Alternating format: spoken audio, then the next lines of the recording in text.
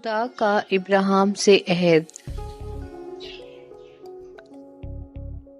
इब्राहिम ने कहा, ऐ खुदावंद खुदा, तू मुझे क्या देगा, क्योंकि मैं तो बे औलाद जाता हूँ। फिर इब्राहिम ने कहा, देख, तूने मुझे कोई औलाद नहीं दी, और देख, मेरा खाना जात मेरा वारिस होगा। तब खुदावंद का कलाम उस पर नाजिल हुआ और उसने फरमाया,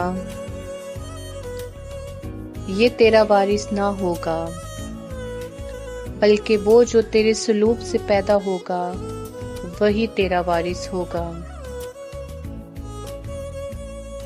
और वो उसको बाहर ले गया और कहा कि अब आसमान की तरफ निगाह कर, और अगर तू सितारों को गिन सकता है तो गिन। और उससे कहा कि तेरी औलाद ऐसी ही होगी। और वो खुदावंद पर ईमान लाया और उसने उसके हक में रास्तबाजी शुमार किया। और उसने उससे कहा कि मैं खुदावंद हूँ। पाक कलाम के पढ़े और सुने जाने पर खुदा की बरकत हो, खुदा का शुक्र हो।